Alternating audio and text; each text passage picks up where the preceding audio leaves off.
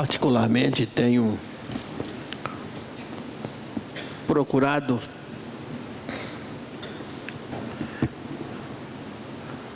conhecer Jesus melhor a partir do Evangelho de Lucas,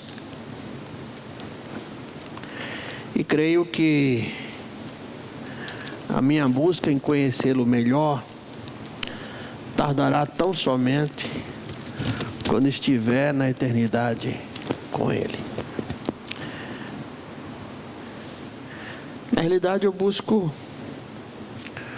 conhecer um pouco mais da pessoa de Jesus, do jeito de Jesus. E partilho isso com os irmãos. Em quase tudo que eu ouço, porque há coisas que você precisa ter audição seletiva, e quase tudo que eu leio, eu busco uma forma, dentro daquilo que é proveitoso, para partilhar os irmãos e com os irmãos.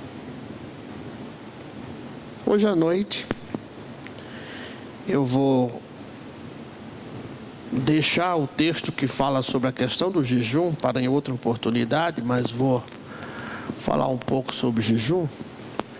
O jejum é bíblico.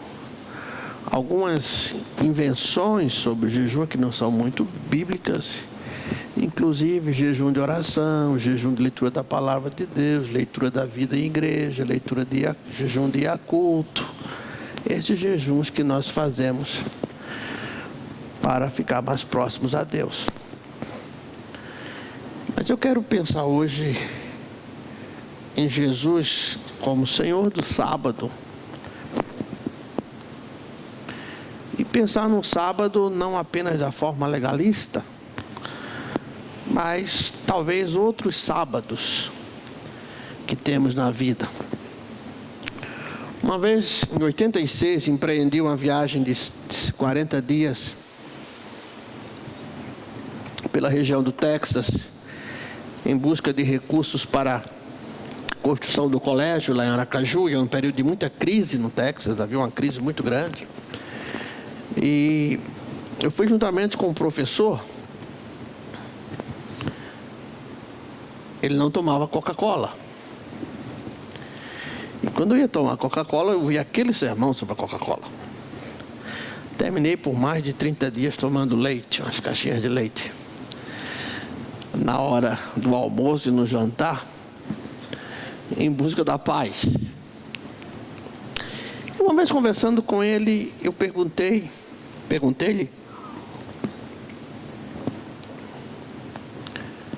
você crê que eu seja um salvo, mesmo não guardando o sábado? Ele ficou meio sem jeito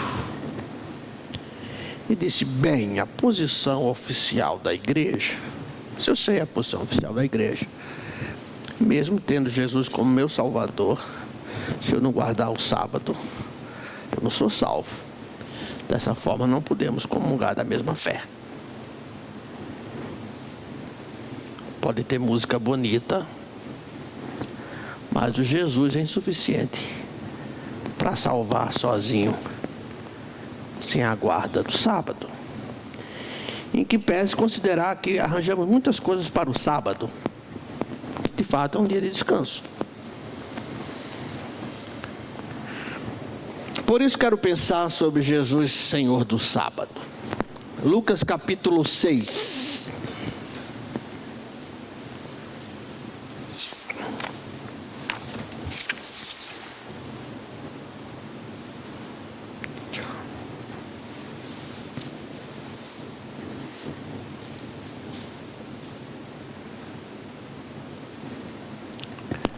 Nós temos um privilégio, irmãos, e vamos ver isso quando tratarmos de ética, que é o próximo tema da nossa EBD, de termos a palavra de Deus escrita em cerca de 1300 anos,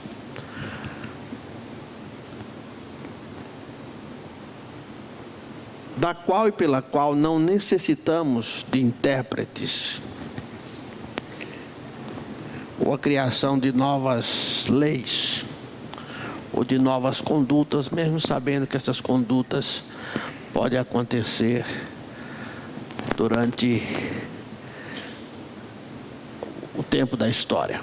Os islâmicos, por exemplo, com a morte de Muhammad em 632, eles passaram e precisaram, a parte que ele resolvia todas essas questões, interpretação da lei islâmica, eles precisaram criar como que um tribunal, um grupo, uma equipe, cerca de 70 anos depois, para que fossem julgadas novas leis. E hoje há um grupo xiita que pratica uma determinada interpretação da lei, e há outros, os sunitas, que praticam aqueles que eles chamam de imitação. E nisso tudo, eles têm atos compulsivos ou obrigatórios, que são impostos por Alá. Eles têm atos recomendáveis, eles têm atos permissíveis, eles têm atos repugnáveis e têm atos proibitivos. E a legislação vai crescendo em função da interpretação dessas coisas, porque ali há uma oficialização da religião ou Estado. Em que pese, muitas vezes, se impor a Bíblia como um legalismo, a palavra de Deus, ela é monitorada pela graça. Eu não posso ler este livro sem os óculos do Novo Testamento ou da graça de Deus.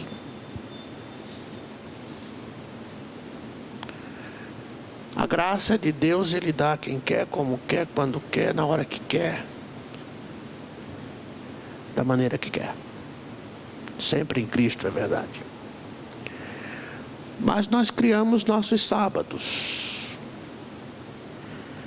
Eu me lembro, alguns anos atrás, tivemos um culto aqui na Pompeia, e naquele dia era um culto de jovens, e esse púlpito foi colocado para um lado, como de vez em quando é. Nós conservamos essa peça e aqueles aparadores que estão lá fora, são peças feitas no Liceu de Artes e Ofícios, São Paulo. São as únicas peças antigas que temos na igreja depois de nós mesmos, né? Mas conservei esse púlpito para lembrar aqueles que aqui pregam que esse púlpito quem está nesse púlpito tem a responsabilidade de falar da palavra de Deus. Porque aqui passaram homens tementes a Deus nesse aspecto.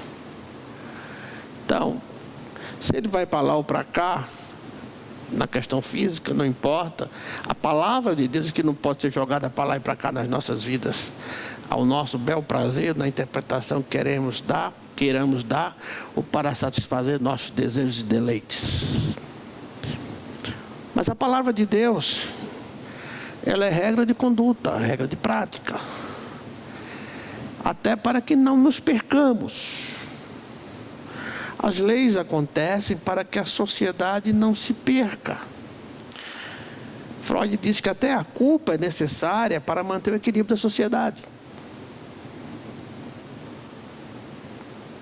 Agora, nós somos, diante de Deus, mais importante do que a legalidade de uma lei imposta ou conduta. Entende isso? Se vestimos assim ou desse outro jeito, se procedermos assim, desde que não fira aquilo que é o projeto de Deus para as nossas vidas, e você sabe isso através das Escrituras, a palavra de Deus, ela é libertadora.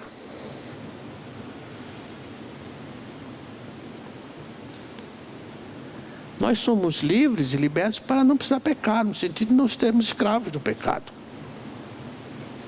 Mas às vezes, ao longo da história, a igreja tem criado muitas regras, tem criado muitos costumes, né?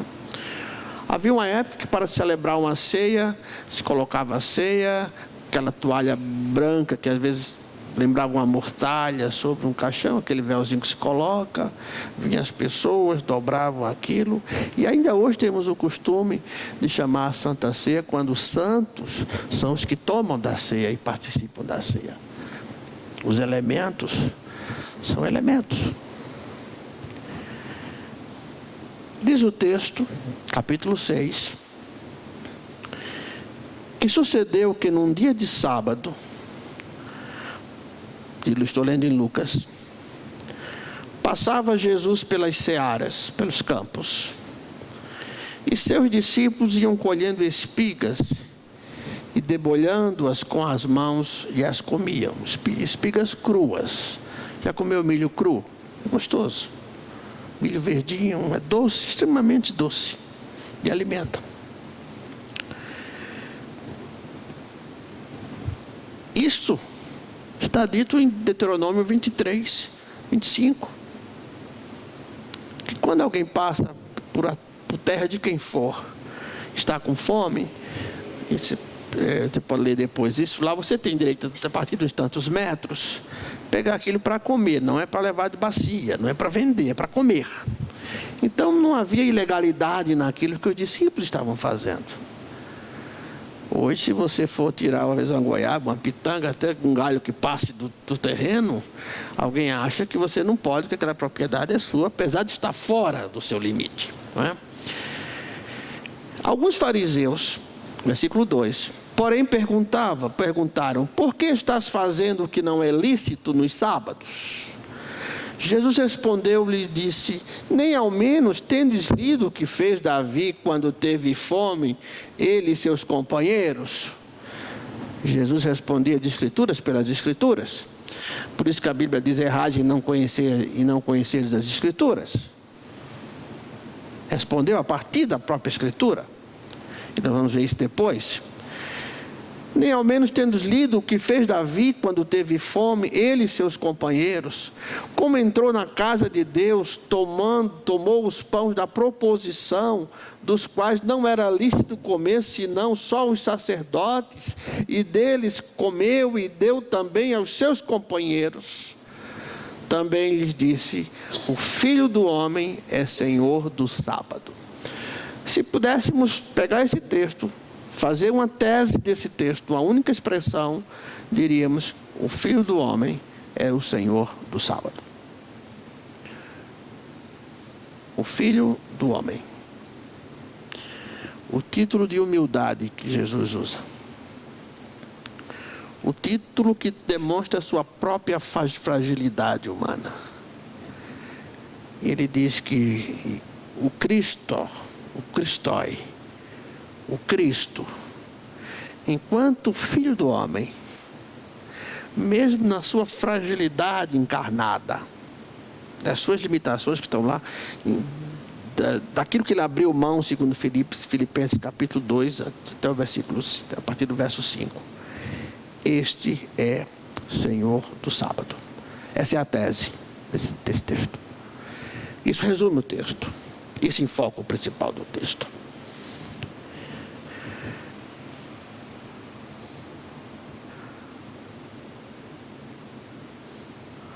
Os 4 evangelhos, que são um problema antigo também, registram conflitos de Jesus por conta da guarda do sábado.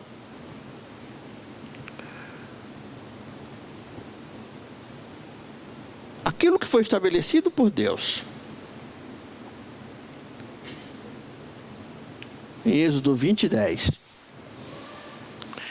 perde o sentido por conta da legalidade, do legalismo. Abra sua Bíblia no Evangelho de João, capítulo 7, 23 e 24.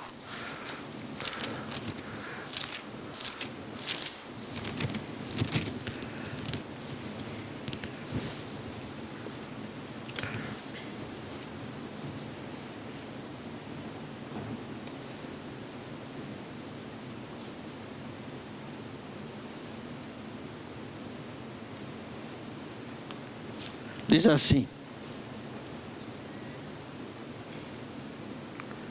ora, se um homem recebe circuncisão no sábado, que não deixa de ser uma violência ao corpo,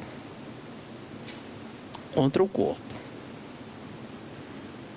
e mesmo respeitando as culturas que isso acontece, da forma como acontece. Em muitas culturas feitas com pedras de sal,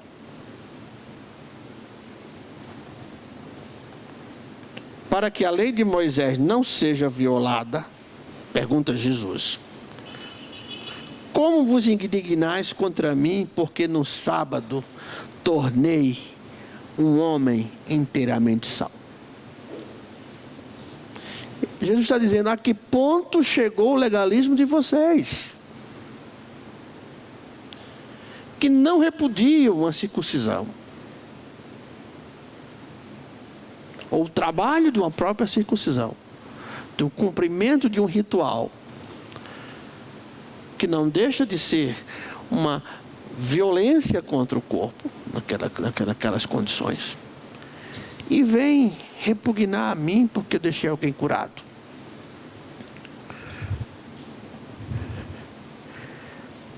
Porque isso mostra, irmãos, que algumas coisas que acontecem em nosso meio, no meio da igreja, que é feito, que são para que possamos nos conduzir melhor, elas se estragam por conta do legalismo. Porque Jesus está nos ensinando que Ele é Senhor do sábado, Kyrios. Onde a pessoa é mais importante do que o sábado.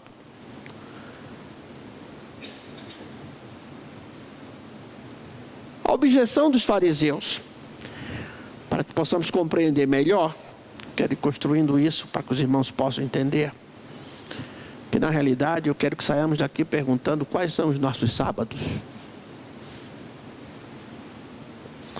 Em que violamos a graça de Deus a partir de alguns sábados que nós temos?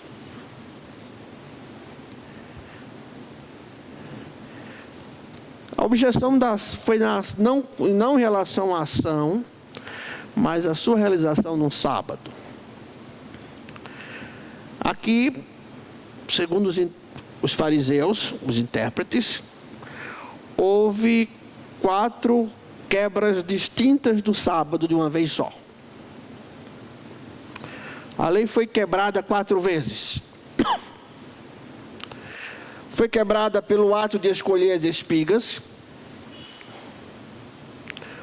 porque havia uma lei que proibia a ceifa.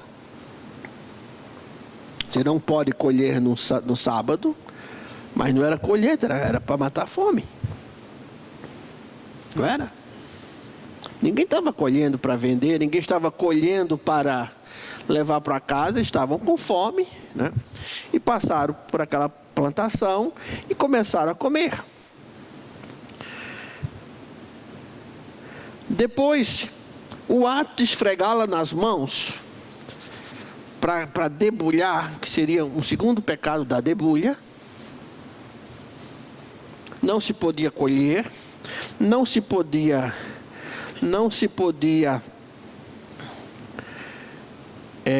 joeirar, né? Debulhar naquele dia. Não se podia jogar de lado as palhas, porque seria de fato aquilo que eu falei, o joeirar. Então, eu quebrei a lei quando comi, quando tirei a espiga para comer. Eu quebrei a lei quando debulhei para comer. Eu quebrei a lei quando joguei a palha fora. E quebrei a lei quando comi. Porque não se fazia comida no sábado. Se faz de véspera, né?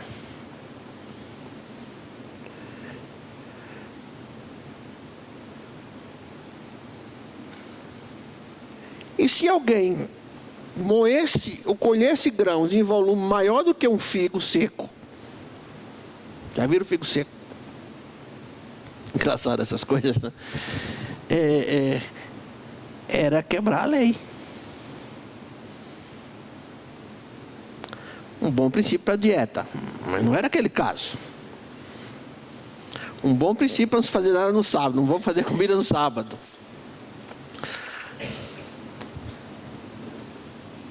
Aí Jesus diz, olha, vem cá. Vocês não conhecem a história de Davi, não? Está lá em 1 Samuel 2,6. Abra a sua Bíblia.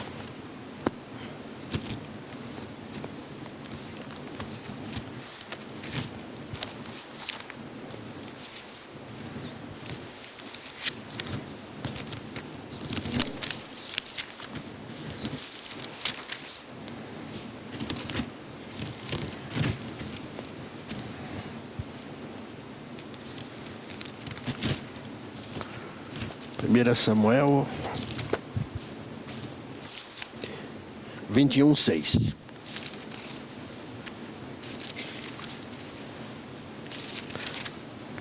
Imagine, irmãos,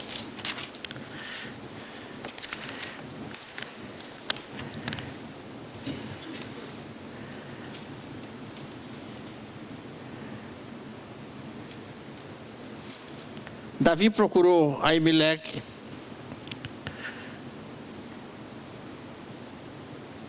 e pediu pão.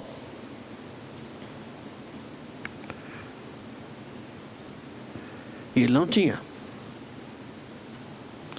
pães comuns para serem comidos. Vamos supor, irmão Cid, que seu irmão tivesse preparado a ceia aqui, né? Preparasse as bandejas tudo, e entrasse alguém com fome aqui. Não os garotos que o fazem por curiosidade, mas entrasse alguém com fome. E sem que percebêssemos, começasse a matar a fome com esse pão da ceia que aqui tem. E tomar o suco de uva que geralmente usamos. Certamente chamaríamos de anátema.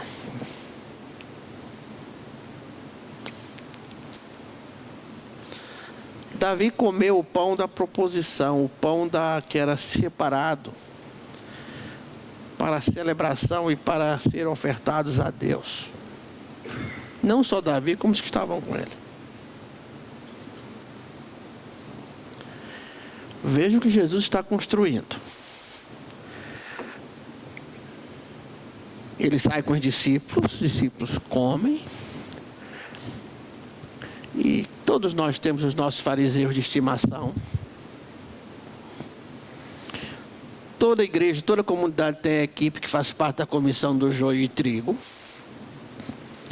Temos relatores da comissão de joio e trigo, né, que preenchem os requisitos para saber quem é joio e quem é trigo.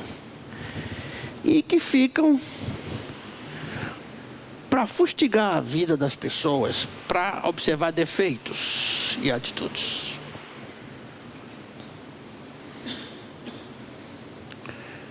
E se controla tudo, desde o tamanho da saia, ao que escreve, ao que faz. Alguns fazem por zelo, outros fazem muito mais para apontar pecados, que fulano está pecando, fulano está pecando. Então, Jesus está passando, os fariseus começam a contestar por que Jesus está dando, que os discípulos de Jesus comeram. Pastor, os seus jovens, a sua igreja, de vez em quando eu escuto isso. Pastor, na sua igreja, não tem igreja, a igreja de Jesus. Agora saibam de uma coisa, agora eu vou dizer assim para vocês. A minha função é restaurar.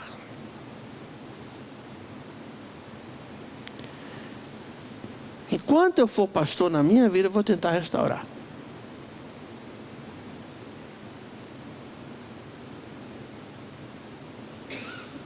Se alguém chega à nossa casa, talvez tome um espanto no começo, mas se observar a nossa casa, quase tudo ali é alguma coisa que foi aproveitada e restaurada.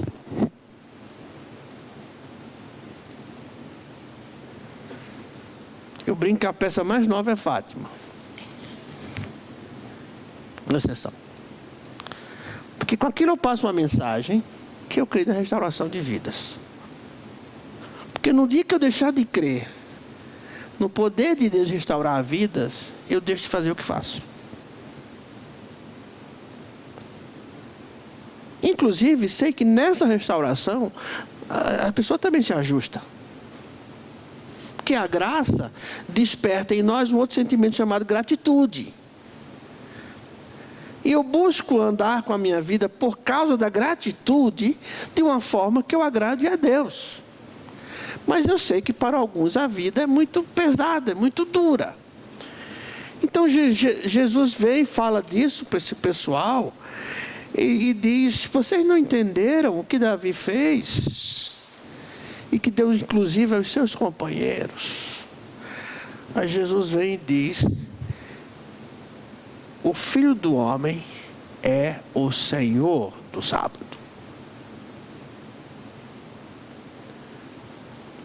O sábado aqui, irmãos, não está tão somente como forma de dia de descanso, de consagração ao Senhor, mas aqui ele está repleto de legalismos, de coisas, de gestos.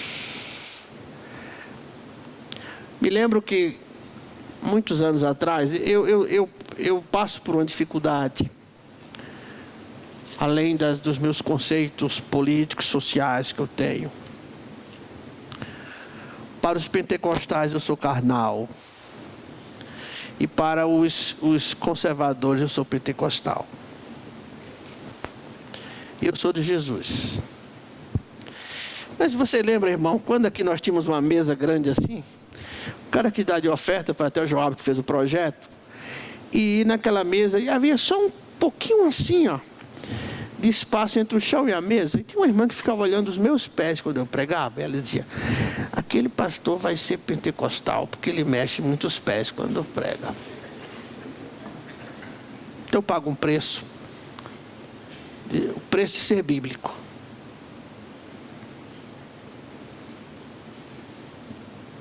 Estamos todos sob Pentecostes. Entende? Eu até compreendo essas coisas. Agora, o que Jesus está me dizendo: olha aqui, filho, não é por uma... Primeiro, não é por uma calça jeans, ou um jeans surrado, ou darmos uma ideia que somos mais jovens, né, com vestuário, que vamos falar a linguagem do povo. Não tem nada a ver com isso. O terno é bom que você fica com o mesmo anos e anos, e ninguém está nem vendo que é o mesmo, se percebe, nem fala nada, porque é eterno, né? Cada um faz o que quer. O que não pode ser é que isso não seja superior à pessoa. Porque já me rejeitaram em participar de uma celebração de ceia, porque eu estava com camisa social, com camisas manga curta. Também isso não é importante. O que eu gostaria que pudéssemos pensar, a partir dos olhos da graça, que quando Jesus diz eu sou o Senhor, que o Kyrios é aquele que tem poder de decisão, é aquele que possui e dispõe de algo. E Jesus está dizendo: o sábado está ao meu serviço e o sábado está debaixo da minha autoridade.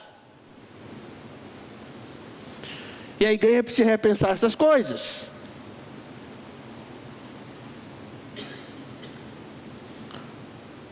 Porque vivemos um momento na história e que, por conta de certos legalismos, surgiram uns movimentos que não transformaram também a vida desse povo.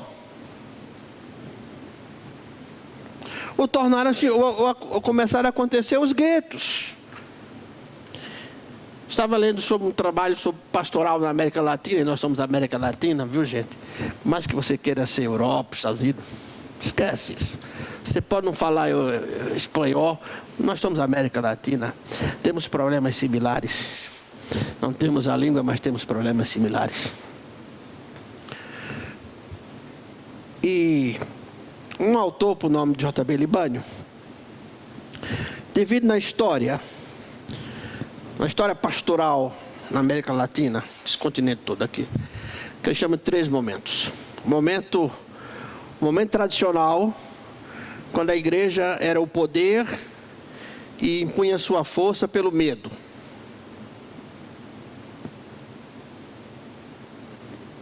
Conhecemos isso na história. Depois que eles chamam de pastoral moderna, que era uma pastoral que coincide com os anos 70, 80, na América Latina, que era a época da esperança, a época dos grandes movimentos, que tudo está muito bem, que Cristo é a nossa esperança, como foi, grandes movimentos evangelísticos, mas onde a igreja deixou de perceber o mal que neste continente os golpes militares causaram às pessoas. E veio um terceiro momento, chamado de pastoral libertadora, quando a igreja passa a fazer análise, a buscar conhecer a sua comunidade. Hoje, citando uma experiência de uma frase de Lutero, Lutero disse que a função pastoral, uma das grandes bênçãos da reforma, é porque a reforma começou a olhar na boca das pessoas. Nós olhamos a boca das pessoas. De certa forma, nós olhamos no sentido de vemos se ela tem necessidade, vemos se ela está com fome, vemos se ela está com problema de saúde. Mas quando Lutero disse olhar na boca, é olhar os desejos e as aspirações que aquelas pessoas têm e procurar traduzir a partir da pastoral, da ação da igreja, os sentimentos que essas pessoas estão vivendo. E aí se faz um processo de educação. Quando Jesus está dizendo, o Filho do Homem é Senhor do sábado, de repente o sábado pode ser um imigrante, um refugiado dessas guerras do Oriente, que se entrar aqui você vai talvez pensar que ele vai explodir a igreja. Aliás, aconteceu essa semana um fenômeno lá em Recife, que já está acontecendo em algumas igrejas, e aconteceu em Jaboatão, no centro espírita. Os 4 mortos, se não me engano. Que no final de uma preleção alguém fez um assalto.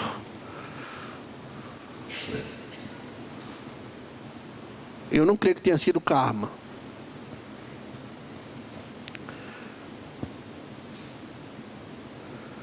Mas hoje, como igreja, nós somos levados a pensar não apenas na violência, mas a causa da violência e o porquê da violência.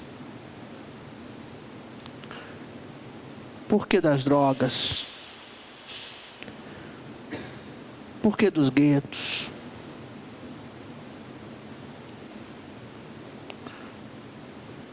Por que na Zona Norte há uma incidência tão grande em tuberculose entre os bolivianos?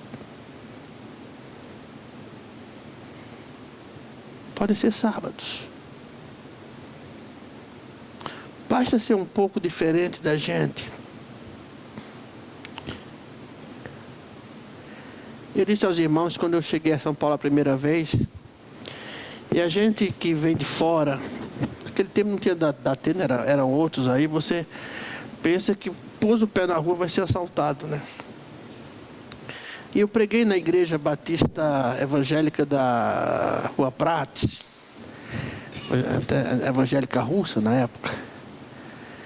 E na segunda-feira, num desses metrôs aqui, alguém me puxou pelo braço. Eu quase arranco o braço dele na medida que eu puxei o meu braço. Por causa dos meus preconceitos. Esse pastor sou eu, se eu pregou na minha igreja ontem. Foi, irmão. Desculpe. Quais são os nossos sábados?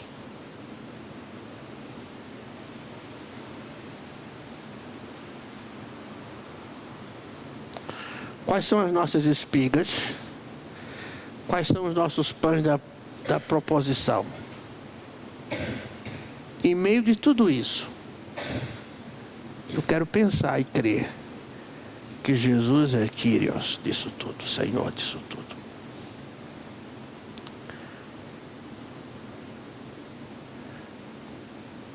Na realidade, nós somos desafiados. Isso às vezes é uma frustração para a gente, para mim também, para vocês. Porque a nossa educação, a nossa proposta de educação como igreja, ela é feita a partir da reflexão. E nós construímos a educação a partir da base da informação apenas, não da reflexão. Eu tenho sábados que eu preciso romper. Deus tem me ajudado nisso, muitas vezes. Eu tenho sábados.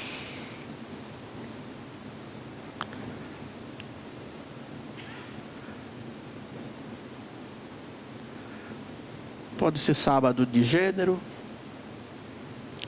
pode ser sábado de cor, de procedência.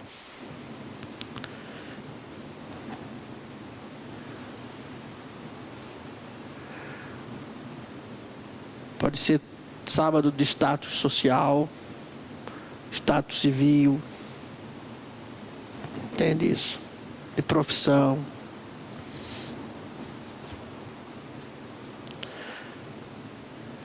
Me lembro quando nós fomos ajudar uma moça, até porque na época as irmãs não se propuseram a isso, então os homens precisaram fazer. Nós fomos numa dessas ruas de São Paulo ajudar uma prostituta, que era filha de pastor, inclusive. Porque o diabo sabe onde ferir pastor. Satanás sabe. E nós fomos numa dessas pensões, não sei daquela, você foi também, né? Foi eu, Cid, acho que o Antônio. E boa parte das irmãs ficaram orando para que não acontecesse nada com a gente. Porque é assim que nós pensamos. Irmãos, se hoje eu voltasse 30 anos atrás, quando depois de uma campanha evangelística de 291 decisões, uma igreja pequena, e uma das decisões mais contundente, assim, mais ferrenha, que foi todas as noites. Era uma moça por nome de Silvia. Até o momento que ela me disse: pastor, eu não sou Silvia. E aí eu desmontei, porque eu não sabia tratar disso. Não sabia tratar. Se trata um liberto das drogas, acho que no mesmo dia ele vai deixar tudo. São os nossos sábados. Não estou dizendo com isso que não tenhamos regras, não tenhamos ordem estabelecida. Não estou falando disso. Estou falando que Jesus está dizendo que às vezes nós abrimos guarda quando as coisas atingem a nossa família. Foi assim com o divórcio, quando surgiu a lei do divórcio. Estou falando de um Jesus que é graça, que perdoa e que está acima das regras de convivência ou da legalidade das coisas.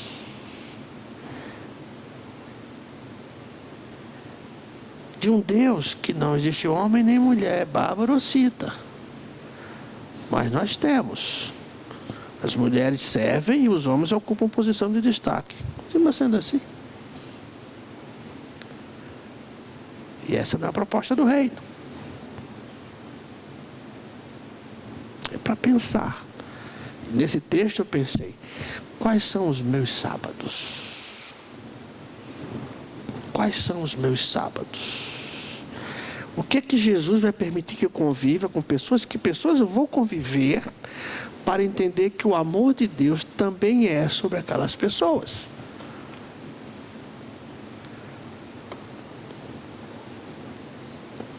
Por isso que nós temos que refletir. Ou fazemos a pastoral do medo e da força, ou fazemos a pastoral da poliana, que tudo está muito bem, ou fazemos a pastoral que liberta da reflexão.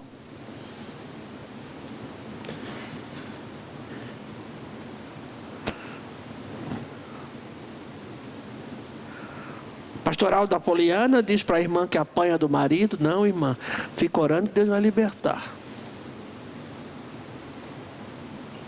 A pastoral da força vai dizer: não, que Deus uniu, ninguém separe. Então continua apanhando. E a pastoral da libertação vai dizer: vamos pensar sobre isso aqui, peraí. Entende as coisas? Jesus é Senhor acima dessas coisas. As pessoas nem sempre são no meu padrão.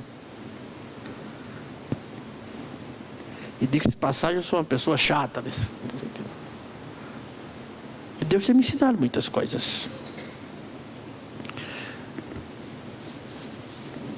Deus tem me ensinado certas coisas. E continua me ensinando. E vai me ensinar até eu partir. Talvez por isso vocês percebam algumas mudanças em mim. Porque Deus está me ensinando.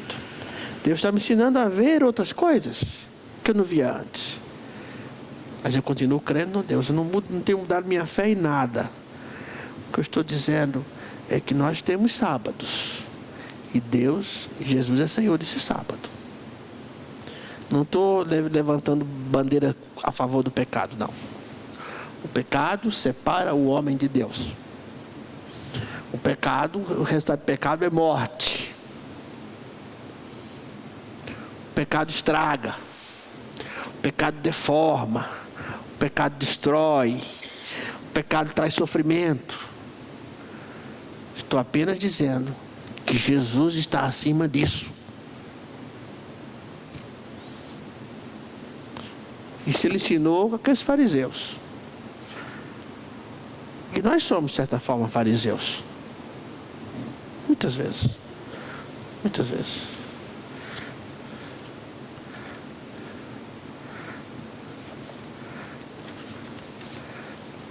Nós ainda repetimos a música clássica do Luiz Gonzaga: cabra que usa pulseira, cinturinha de pilão, dizia aquela música.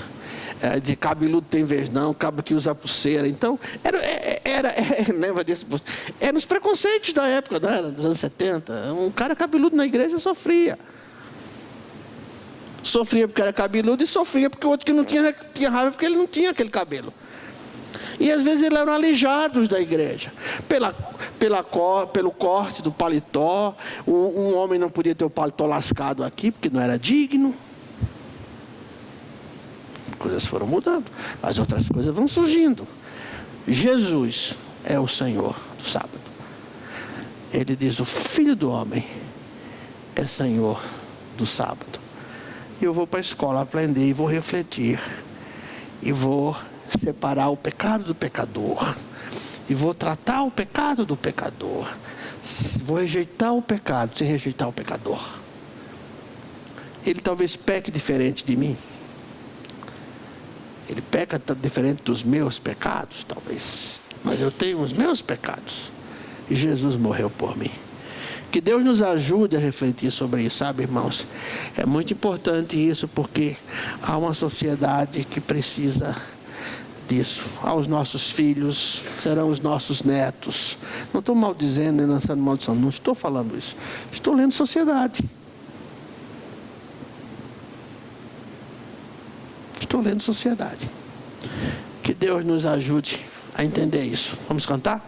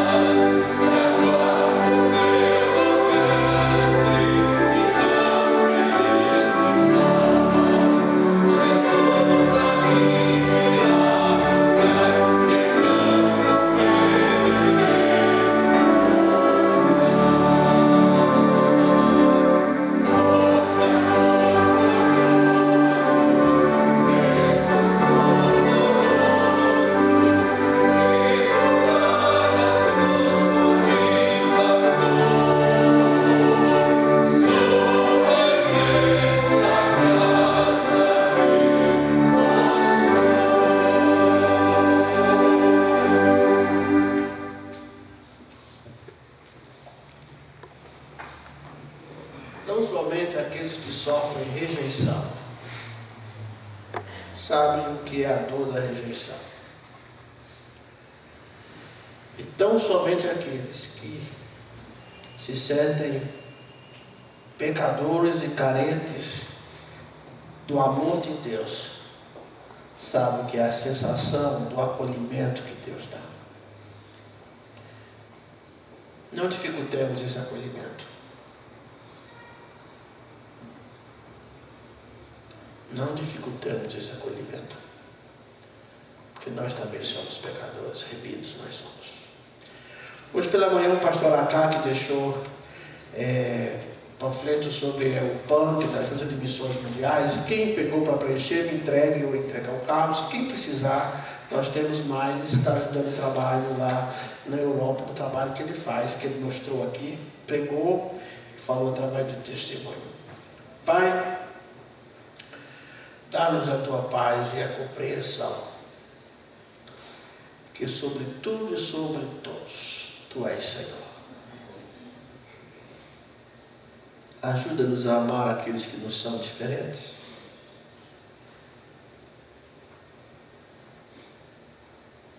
Ajuda-nos a termos paciência, longanimidade com as diferenças.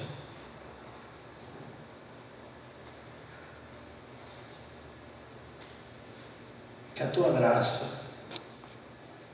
que o teu amor e as consolações do Espírito estejam com todos nós, agora e para todos sempre. Amém. Podem sentar, eu quero depois do culto, não é longo, uma conversa com o jovem, não é bronca, tá? Trocar umas ideias com vocês.